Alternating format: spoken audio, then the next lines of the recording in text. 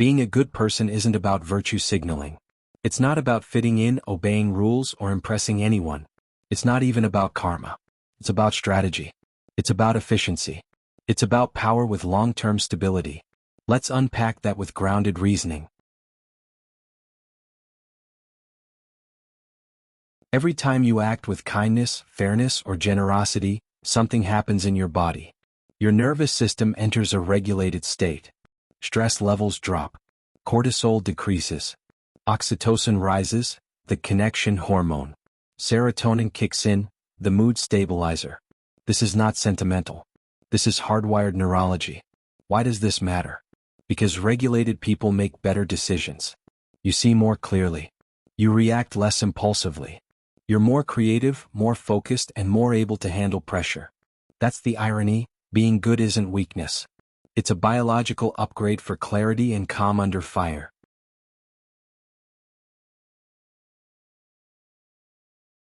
Let's talk energy. Not mysticism, practical energy. Every time you lie, deceive, or manipulate, you carry extra load. You need to remember your lies. You manage impressions. You juggle personas. That's cognitive load. That's energetic fragmentation.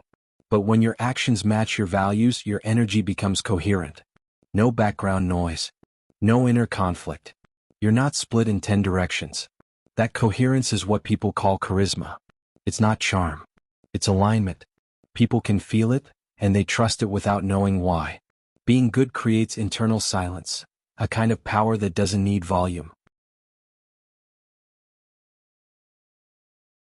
Humans are tribal creatures. We survived not because we were strong but because we were trusted. Trust is the most valuable currency in any group, team, or relationship. When you're known to be fair, dependable, and generous, you earn invisible compound interest. People offer you help when you don't ask. They defend you when you're not around. They remember you when opportunities arise. That's not luck. That's the long tail of ethical behavior. And it works across all scales. From 2 people in a room to billions connected online. A reputation built on goodness is slow to build, but almost impossible to fake, and even harder to break.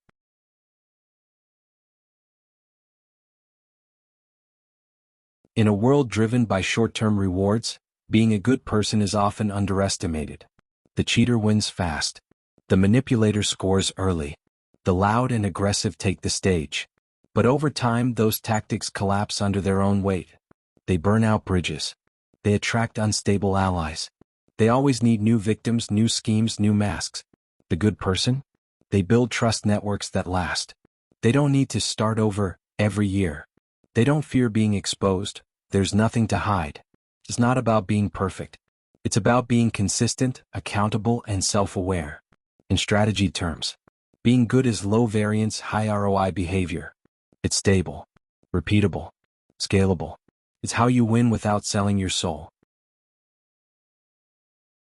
Now here's the deepest layer, identity. Every time you choose to do the right thing, especially when no one's watching, you cast a vote for the kind of person you are. Over time, that builds identity. And identity shapes perception. How you see yourself. How others respond to you. How life seems to open or close in your presence. The good person walks differently. Not with pride, but with peace. Not with ego, but with quiet authority. Because they know who they are. And that's not something you can fake, steal, or buy. So why be a good person? Because it works. Because it pays dividends. Because it makes you stronger, clearer, and more trusted. Not because someone told you it's right. But because reality, biological, social, and strategic, rewards it. And when you understand that, being good becomes less about morality and more about mastery.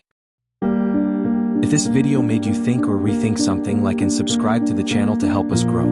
Thank you for watching.